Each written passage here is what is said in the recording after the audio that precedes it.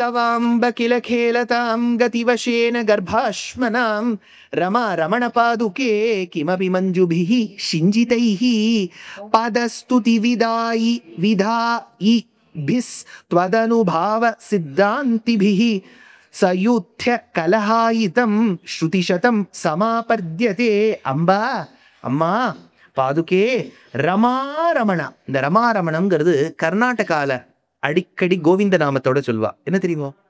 ரமா ரமண கோவிந்தா அப்படின்பா. இது கர்நாடகால இது ரொம்ப ரமாரமணா. ரமாரமணம்னா ரமானா மகாலட்சுமி, ரமணன்னா அவருக்கு பிடிச்சவர்னு அர்த்தம். ரமாரமண கோவிந்தா. அதனால ரமாரமணனே. ஏன் சாமி தேசிகனுக்கு எப்படி தெரியும்? அவரு சத்திய காலத்துல பாருங்க, மாமி பிடிச்சுட்டா. இரண்மை மாமிலாம் சாதாரணமாவே நினைக்க முடியாது. பிடிச்சுட்டா பாரு. 20 வருஷம் எங்க ஊர்ல தான் கழிச்சார் அவர்.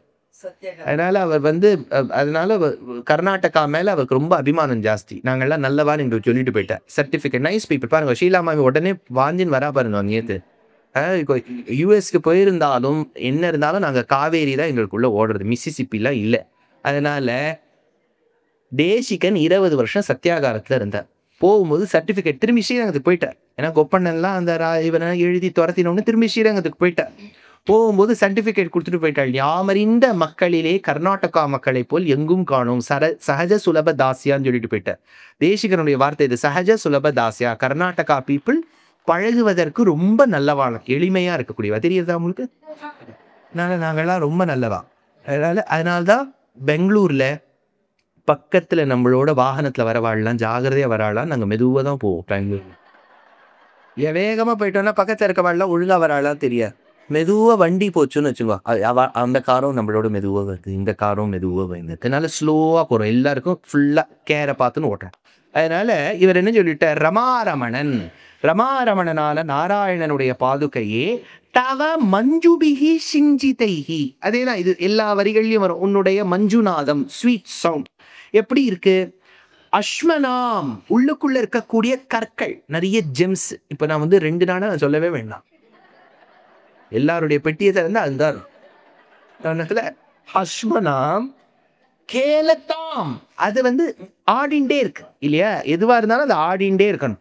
அது ஆடிக்கொண்டு இருக்கும்போது கதி வசேன, அதாவது அந்த கதிக்கு வசப்பட்டவராய், அந்த பாதுகையில் இருக்கக்கூடிய அந்த மணிகள் இப்படி ஆடிக்கும் போது அதுக்கு வசப்பட்டவராய், பதஸ்துதி விதாயிபிகி. பதஸ்துதி விதாயிபிகி, அது that the sound that comes from the gems is as if it is celebrating the feat இல்லையா? இப்ப ராஜா அந்த யானை மேல உட்கார்ந்து வராருன்னு வச்சுக்கோ, யானைக்கு மணி கட்டி விடுறான். அது மணி ஓசை வரும் முன்னே யானை வரும் பின்னேன்னு சொல்றோம். அந்த மணியின் நாதம் கேட்கறதா? அந்த மணியின் நாதம் கேட்கறதா? அப்ப என்ன சொல்றோம்? ஓஹோ, யானை வந்துட்டு இருக்கு அப்படின்னு மட்டும் சொல்ல மாட்டோம். ராஜா வந்துட்டு இருக்காரும்போ. ரங்கநாதன் வரும்போது அந்த மணி தானே கன்வே பண்றது. அப்ப அது பாதுகையோட தானே இருக்கு. அப்போ சுவாமி வராருன்னு சொல்றது அந்த மணி தான். அதனால அது அவரை தானே கொண்டாடுறது. அதனால விதாயிதிகி துவதனுபாவ சித்தாந்திவிகி, உன்னுடைய புகழை பாடுவதற்காக வந்து கொண்டிருக்கிறது. ஸ்ருதி சதம். ஸ்ருதி சதம்னு சொல்லிட்டா, இது ஏன் ஸ்ருதி சதம்னு சொல்லுவான்னா, சத சஹசிரம் 2 வார்த்தைகள் வேதத்தோட சேர்க்கறது வழக்கம். ஏன் சுவாமி சும்மா நீங்க ஏன் ஏன் ஏன்னு கேட்காதீங்க சார். உங்க உபன்யாசத்துல தான் ப்ராப்ளம். ஏதாவது ஏன் ஒரே குரல் 2 மணி நேரம் முடிச்சுட்டு போயிடுங்க, அவ்வளவுதான். சுந்தரி ஏன் வெரி குட். என்னன்னா சஹசிர சாக்காம் யோத்ராட்சின், சாமவேதத்துக்கு 1000 சாக்கை. ரிக்கு யஜுஸ்கெல்லாம் பார்த்தீங்கன்னா சேர்த்து போட்டேன்னா 100க்கு மேல தாண்டும். அதனால்தான் பட்டதிரியில் என்ன பண்ணார்? சாந்திரானந்தாவபோதாத்மகம் அனுபமிதம் காலதேசாவதிபியாம் நிர்முக்தம் நித்தியமுக்தம் நிகமன வேதம் சத சஹசிரைகின்னுட்டார். 100 1000 நுட்டார். அந்த இடத்துல யஜுர்வேதம் சாமவேதம் எல்லாம் ஒன்று சொல்றதே. யஜுர்வேதம் சாமவேதம் சொல்லி எடுத்துனார். ஏன் ரிக்வேதம் சொல்லல? ஏன்னா சாமவேதம் சொல்லிட்டாருன்னா ரிக்வேதம் சொல்லிட்டாருன்னு அர்த்தம். ரிக் தான் சாமம். ரிக்வேதத்தை ஒரு விதமா பாடினேன்னா அது சாமவேதமா மாறிடும், அவ்வளவுதான். ஸோ சாமத்தை சொல்லிட்டாருன்னா ரிக்வேதம். இப்போ குணுக்கு எதை வச்சுன்னு போடுவா? அடமா வச்சு போடுவா இல்லையா? இப்போ ஒருத்தர் நீ குணுக்கு போடுறேங்கிற, அப்ப அதுல என்ன இருக்குன்னா 4-5 நாள் எடுத்து அடமாவு வாத்து, அதனாலதான் புழுந்து போடுறாருன்னு அர்த்தம். அப்போ அந்த குணுக்குள்ள அடையும் தானே அடக்கம். சாமம்னு சொல்லிட்டு அதுல ரிக்வேதமும் தானே அடக்கம். அதனால சஹஸ்ரன்னு சொல்லிட்டா சாமவேதம், அதுல ரிக்வேதம் அடக்கம். ஷதன்னு சொல்லிட்டா யஜுர்வேதம். அப்ப இது 3 எடுத்துனா அதர்வண வேதம் வந்துருத்தோம். புரியுறதா? அதனால இந்த இடத்துல அவர் என்ன சாதிக்கிறார் தேசிகன், பதஸ்துதி ஸ்ருதி சதம், வேதங்களின் சம்மேளனம், கிமபி ஏதோ ஒரு விதத்தில் சமாபத்தியதே, அந்த நிலைக்கு கொண்டு போயிடுறது. எந்த நிலை? சயுத்திய கலாஹித்தும், அது என்னன்னா, இது ஒரு சூக்ஷ்மமான ஒரு விஷயம் சொல்றேன். இது இந்த ஸ்லோகத்தோட ஜாடமாடைய தேசிகன் ஒரு விஷயம் சொல்றார். தேசிகன் தொண்டை மண்டலத்தில் இருந்தவர். தொண்டை மண்டலம்ங்கிறது பல்லவாள் ஆண்ட தேசம். அது அந்த திருப்பதியெல்லாம் இருக்கு பாருங்க. திருப்பதியில ஒரு காலத்தில் தமிழ்நாட்டில் தான் இருந்தது. அது உங்களுக்கு தெரியுமா தெரியல, நிறைய இன்ஸ்கிரிப்ஷன்ஸ்லாம் தமிழ் தான். தமிழ் நல்ல வேலை உழைச்சது திருப்பதி. அதனால அது ஆந்திர பக்கம் போயிடுத்து. ஏன்னா அந்த காலத்துல தேசிகன் அமலநாதி பிரானுக்கு வியாக்கியானம் பண்ணும்போது மந்திபாய் வடவேங்கட மாமலைங்கிற பாசுரத்துக்கு சொல்லும்போது அகஸ்திய பாஷா தேசத்துக்கு உத்தராவதியா இருக்கக்கூடிய திருமலைன்னு வியாக்கியானம் பண்றார். அகஸ்திய பாஷா தேசம், அகஸ்தியர் வளர்த்த மொழி அது எங்கள் தமிழ் மொழி. அந்த அகத்தியர் வளர்த்த அந்த தமிழ் மொழி பேசக்கூடிய மக்களின் அகஸ்திய பாஷா தேசத்துக்கு உத்தராவதினா வடக்கு எல்லை, அதுதான் திருப்பதியா. So it was very much a part of Tamil territory. அந்த திருப்பதியிலேருந்து ஆரம்பிச்சு கொஞ்சம் நீங்க திருவண்ணாமலை வரைக்கும் வந்தேன்னா கீழே அப்படி நார்த் ஆர்காடுன்னு சொல்லுவா. அப்புறம் காஞ்சிபுரம், செங்கல்பட்டு, இதெல்லாம் நீங்க கொஞ்சம் திருவண்ணாமலை வரைக்கும் வந்தேன்னா இதுக்கெல்லாம் பல்லவ தேசம்னு பேர். பல்லவாளுடைய சாம்ராஜ்யம் தொண்டை மண்டலம். அங்கதான் நிறைய வைதிகால் இருப்பா. நீங்க நல்லா பார்த்தேன்னா சுத்தி முத்தி பாருங்க, காஞ்சி மடம் அங்கதான் இருக்கும். தேசிகன் காஞ்சிபுரம், ஸ்ரீபெரும்புதூர் பாஷ்யக்காரர், நிறைய வைதிகால் வேதம் படிச்சவாள்லாம் தொண்டை மண்டலத்துல தொண்டை மண்டலம் வேதியர் வாழவேன்னு எடுத்தார். அதனால நிறைய வைதிகால் இருக்கக்கூடிய இடம் அங்கதான். இப்ப எல்லா இடத்தையும் பிரிஞ்சுட்டாரு வச்சுக்கோ. இப்ப மினியாபோலிஸ்லேருந்து எல்லா வைதிகாலும் இருக்கா. இப்போ வேற. ஆனா அந்த காலத்து அப்படிதான் இருந்தா. அப்படி நீங்க கொஞ்சம் கீழே கடிலம் தாண்டினேன்னா, கடிலம்ங்கிறது திருவேந்திபுரத்துக்கிட்ட போகும், பன்ருட்டி அங்கெல்லாம் கடிலம் ஓடும். அதை தாண்டிட்டேன்னா சோழ தேசம் ஆரம்பிச்சு. அப்படி சிதம்பரம், சீர்காழி, மாயவரம், கும்போணம், திருச்சி, தஞ்சாவூர், கரூர் இதெல்லாம் வந்துட்டேன்னா இதெல்லாம் உங்களுக்கு சோழ தேசம்னு தெரியும். அந்த காலத்துல அது ஒரு மைக்ரேஷனே பெரிய விஷயம். தொண்டை மண்டலத்திலே வந்திருக்காரு. என்னவோ அங்க வேலை கிடைக்கிற போல இருக்கு, அங்க எழுந்து இங்க வந்துட்டாருமா. எங்க ஸ்ரீரங்கத்துக்கு வந்தது. இப்ப நம்ம என்னன்னா மங்கல்யான் அமைச்சு நம்ம செவ்வாயில 3 பெட்ரூம் கிடைக்குமான்னு பார்த்துட்டு இருக்கோம். இது இங்கேயும் வந்திருக்க. அதனால அக்செப்டன்ஸ் இருக்காது. எப்பவுமே நெய்பர்ஹுட்ல யாராவது புதுசா வந்துட்டானா இட் வில் டேக் ஃபார், தெரியல யாரும் வந்திருக்கா, ஐ டோன்ட் நோ.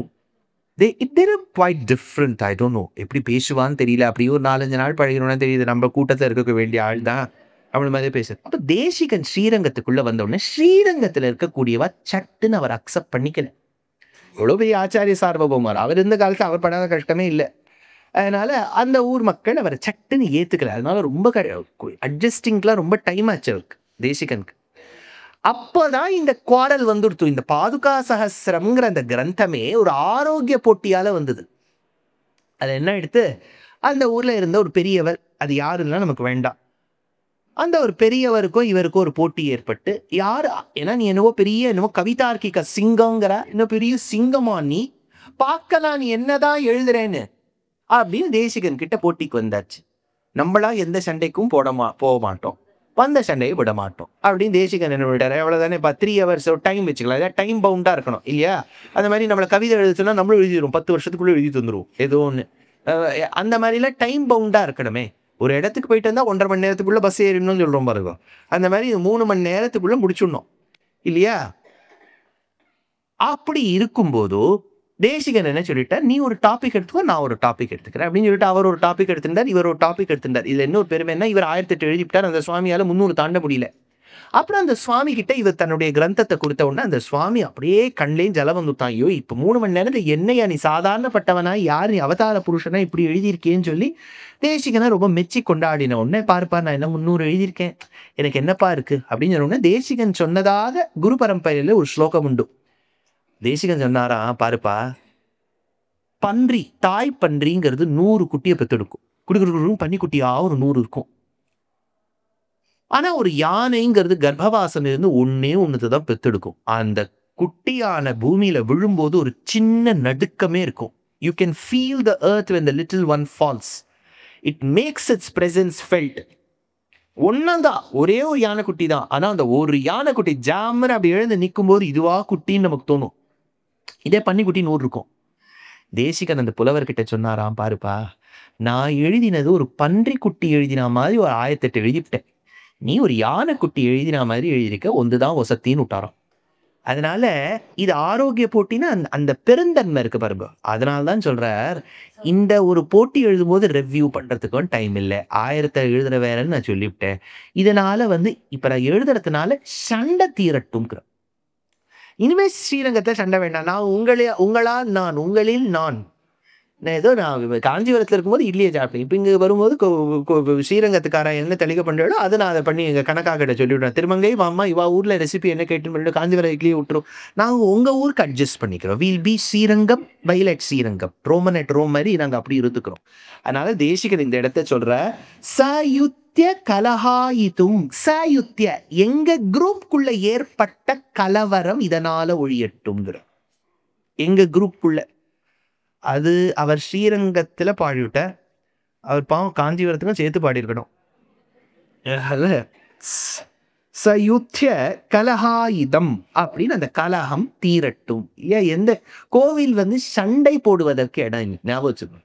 சண்டையை தீக்கிறதுக்கு தான் நம்ம பெருமாள் கிட்ட போகிறோம். கோவிலேயே சண்டை உதுப்புத்துன்னு வச்சுக்கோங்க. இவாளா அவாளா, இந்த கோஷ்டியா அந்த கோஷ்டியா, தோசைக்கு சண்டை இட்லிக்கு சண்டைன்னு உட்காந்துருந்தா இது எங்கே போய் முடியும்? அதனால தேசிகன் பாவம் கொண்டாடுறார்.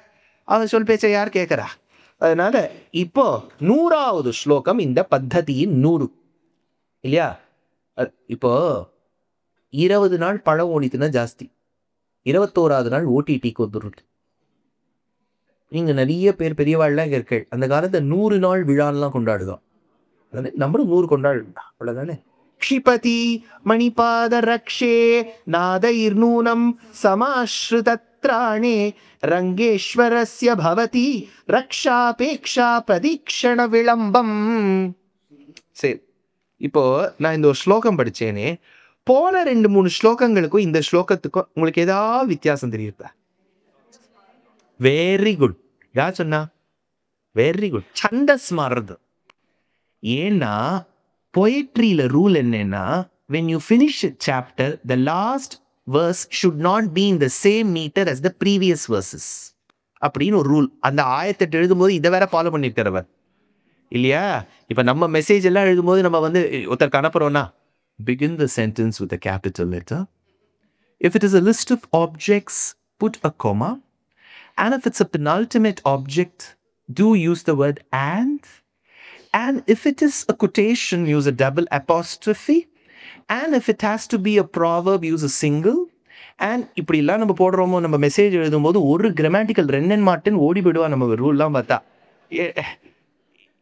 நான் காலேஜில் இருக்கும்போது ஒரு சப்ஜெக்ட் ஏதாவது அமையும், ஒரு செமஸ்டருக்கும் ஏதாவது புரியாத மாதிரி ஒரு சப்ஜெக்ட் அமையும், உருப்படாத ஒரு சப்ஜெக்ட் வரும். எது சப்ஜெக்ட் உருப்படும் நம்ம. அதில் ஒரு 10 கிளாஸ் இருக்குன்னா நானும் என் ஃப்ரெண்டும் சொல்லுவோம், இதை பாருப்பா நான் இன்னைக்கு போகிறேன், நீ நாளைக்கு போ அப்படின்னு சொல்லிடுவோம். நோட்ஸ் எடுத்துன்னு வரத்துக்கு ஏதாவது அந்த டீச்சர் ஏதாவது சொல்லுவோம், ஏதாவது எழுதி வந்துடணும். சரி, வந்த உடனே என்னுடைய ஃப்ரெண்ட் மகாராஷ்டிராலேருந்து ஷோலாப்பூர் அவன்கிட்ட இப்போ நான் கிளாஸ்க்கு போயிட்டு வந்த நாள் இன்னைக்கு அவன் என் ரூம்க்கு வருவான். கேட்பா, இன்னைக்கு என்ன ப்ரொஃபஸர் கற்றுக் கொடுத்தார் அப்படின்னு. எப்படி கேள்வி கேட்கணும்? இன்னைக்கு என்ன கற்றுக் கொடுத்தார்? Today test sir set test. Today sir said test. Did sir say test? No, asking. அவன் கேட்குறானா, அந்த கேட்கறது கொஸ்டின் மாதிரியே இருக்காது. Today sir set test. ஐயோ சார் எப்போ sir test? No, I am asking அப்படிமா. ஏமா ஆஸ்கிங்க கொஞ்சம் கேள்வி மாதிரி கேட்கப்படாதோ? இல்லை, டிட் சார் சி டெஸ்ட், அது மேலே ஆரோகணத்தில் போக வேண்டாமோ இல்லையா? அவரோகணத்தில் வந்துடுத்துனா இன்னைக்கு சாப்பாடு கிடையாது. சாப்பாடு கிடையாதா அப்படிதானே நல்லா கேட்கு. அந்த மாதிரி ரூல் ஃபாலோ பண்ணணும் இல்லையா? தேசிக்க நீங்க ரூல் ஃபாலோ பண்றார். அந்த 1008 எழுதும்போது 32 பத்ததி, ஒரு பத்ததி எப்படி ஆரம்பிக்கணும் முடிக்கணும். அதில் இன்னொரு பியூட்டி வரும் பாருங்க. இது 14வது பத்ததி, 15வது பத்ததி. இதுக்கு ரத்ன சாமானிய பத்ததின்னு பேர். அதாவது இப்போ பாதுகை. நான் இதை வந்து 2Dலேருந்து நீங்கள் மேலே பார்க்கணும். இதெல்லாம் நீங்கள் இப்போ மேலேருந்து பார்க்கணும். இது இத்தா இவர்கிட்ட போனால் சார் 2D பாரு 3D பாரு. மேலேருந்து பார்த்தீங்கன்னா பாதுகை இப்படி தெரியுறதா? இப்போ அதில் பக்கத்தில் ஜில் ஜில் ஜில் ஜில் ஜில்னு உங்கள் கொலுசில் தொங்குற மாதிரி தொங்குது. இப்போ அந்த ஃபஸ்ட்டு லேயர் இருக்கு இல்லையா? இப்போ நீங்கள் உங்கள் காலணிகளை பார்த்துக்கோங்க. அதில் வந்து அழகாக இந்த கோலாபுரி செட்டில் அழகாக தைச்சிருப்பா. அதை கலர் த்ரெட்ஸ் எல்லாம் கொடுத்துருப்பா. இப்போ தேசிகன் ஒரு லேயராக பாதுகையை வளர்த்துன்னு போகிறார். ரத்ன சாமானிய பத்ததி, பகுரத்ன பத்ததி. ஒரு லேயரில் ரெட் இருக்கும். இப்போ நீங்கள் இந்த கடையிலெல்லாம் போய் பார்க்குற கரெக்டாக அமைஞ்சிருக்கு பாருங்க. ஸ்ரீலங்காவுக்கு வந்திருக்கோம். எவ்வளவு ரத்னங்கள் பார்க்குறோம். ஒரு சஃபயர் பார்க்குறோம், ஒரு டொபாஸ் பார்க்குறோம், ஒரு ரூபி பார்க்குறோம், ஒரு எமரால்ட் பார்க்குறோம், ஒரு ஓப்பல் பார்க்குறோம், ஒரு மூன் ஸ்டோன் பார்க்குறோம், ஒரு அமிதீஸ்ட் பார்க்குறோம், ஒரு கேட்ஸை பார்க்குறோம். எவ்வளோ பார்க்குறோம். இதில் ஒரு லேயரை இப்போ டிஸ்கிரைப் பண்ணின்னு வர. இப்போ இந்த லேயரை டிஸ்கிரைப் பண்ணுற பத்ததிக்கு ரத்ன சாமானிய பத்ததின்னு பேர். இதில் முதல் ஸ்லோகத்தில் எடுக்கிற உதர்ச்சிஷஸ்தே ரங்கேந்திர போன ஸ்லோகத்துக்கு அர்த்தம் சொல்லல. நாராயணா அதுதான் பாருங்க. மணிபாத ரக்ஷே, மணிகள் பொருந்திய பாத ரக்ஷே நாதைஹி. ஏன்னா 100 ஸ்லோகம் தேசிகனுக்கே டயர்ட். இந்த நாதத்தில் தான் நாங்கள் 3 யாத்திரா ஊட்டிவிட்டோம். இப்போ ஃபுல்லாக சவுண்டு தான். அதனால நாதைஹி பவதீன், உன்னால் ஏற்படுத்தக்கூடிய நாதம் க்ஷிதிபதி நூனம், ஏதோ ஒன்றுத்த போக்குறது. எதை? விளம்பம், ஏதோனாரியோ ஏற்படக்கூடிய டிலே. ரங்கேஸ்வரஸ்ய திராணி, அதாவது ஒருவேளை பகவான் நம்மளை காப்பாற்ற நாழி ஆயிடுமோ அப்படிங்கிறச்சு அந்த நாதம் கேட்கறது. புரியுறதா? அப்படின்னா it says it won't be delay. அப்படி தானே அர்த்தம். எடுத்துட்டு இப்போ பாருங்க, அந்த நாதத்துக்கு நம்ம இதெல்லாம் ஆம்புலன்ஸே நான் சொல்லி எனக்கு அது நல்லா இல்லை, வேற மாதிரி எடுத்து. இப்போ நீங்கள் உங்கள் குழந்தை எடுத்து ஒரு மெசேஜ் அனுப்பிச்சிருக்கேன். அதை முதல்ல அவளுக்கு போய் சேர்ந்துருக்கணும். அவளோட டேட்டா ஆன் ஆயிருக்கணும். அதை படிச்சிருக்கணும். பதில் சொல்லணும். இது 3 நாளும் நடக்கணும். ஆனால் இது 4மே உங்களுக்கு நடந்திருக்கணுமா வேண்டாமா தெரிய வேண்டாம்.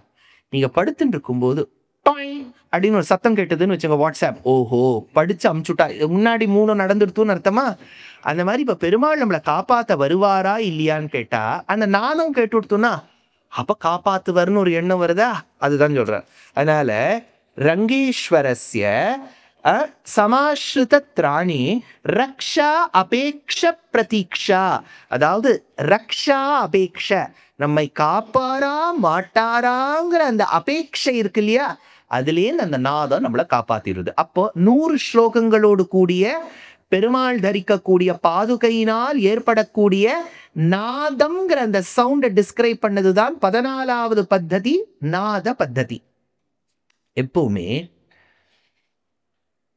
ஒரு ஒசத்தியான டைரக்டரோ இதுவோ என்ன பண்ணணும்னா முன்னாடி நடந்ததை சொல்லணும்.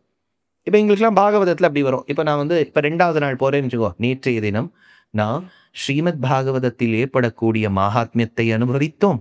முதல் ஸ்கந்தத்தில் சுகபிரம்மத்துக்கும் பரீட்சித்துக்கும் ஏற்பட்ட சம்பாதமும், பரீட்சித்து எப்படி சொன்னான் என்கின்ற விஷயமும், பீஷ்மஸ்துதியையும் கண்டோம். இப்படி சொல்லிட்டு நாங்கள் ஆரம்பிப்போம். அதுதான் இப்போ வந்து எல்லாத்துலேயும் இப்போ கொண்டுதான். இதுவரை சீரியல் எல்லாம் பார்த்தேன்னா நேற்று பாக்யலட்சுமி என்ன பண்ணா? குணசேகரனோ போயாச்சு. அதனால எப்போவோ போன குணசேகரன் நான் ஒன்று, அந்த முதல் பொண்ணு என்ன மாட்டு பொண்ணு என்ன பண்ணா இல்லையா? கோச்சின் போயிட்டாலே 1 வாரம், திரும்பி வந்தாளா இல்லையா? ஏன்னா இதில் அவள் 1 வாரம் கோச்சின் போனான்னா இவர் வந்து 1 மாதம் காமிக்கணும் அதை இல்லையா? அது இதுவரை அப்படின்னு அவர் காமிக்கணும். அப்புறம் நாளைக்கு நீங்கள் பார்க்கணுமே, அதுக்கு என்ன இனி இப்போ, அப்புறம் வேற நாளைக்கு நாளை மலரும் வளரும், ஏதாவது விரோதான மலரும், இதுதான் வளரும், ஏதோ போட வேண்டியதுதான். அப்படி போடுற மாதிரி தேசிகன் அந்த கொண்டு போறார். இப்போ போன பத்ததி என்ன? நாத பத்ததி. அடுத்த பத்ததி என்ன? ரத்ன சாமானிய பத்ததி. ஆனா இந்த முதல் ஸ்லோகத்துல நாதத்தை கொண்டு வருவார். ஏன்னா ஹீஸ் கனெக்டிங். அப்ப இப்போ நம்ம சட்டுன்னு புக்கை இப்படி திறந்தோம்னா இப்போ ரத்ன சாமானிய பத்தத்தினா நமக்கு தெரியாது போன பத்ததி எதுன்னு. அந்த முதல் ஸ்லோகத்தை படிச்சுட்டா நமக்கு தெரிய வரும் போன பத்ததி நாத பத்தத்தின்னு.